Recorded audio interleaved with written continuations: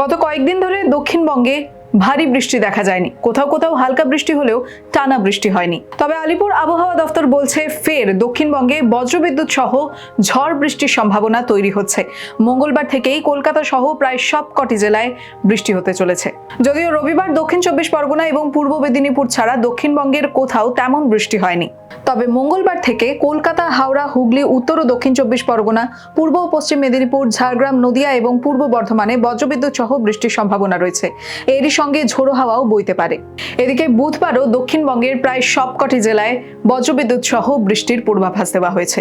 অন্যদিকে উত্তরবঙ্গে টানা কদিন ধরে বৃষ্টির দাপট চলছে। কালিম্পংয়ে প্রবল বর্ষণের ফলে ধস নেমে বন্ধ হয়ে পড়েছে 10 নম্বর জাতীয় সড়ক। এমনকি সিকিমের সঙ্গেও যোগাযোগ বিচ্ছিন্ন হয়ে পড়েছে।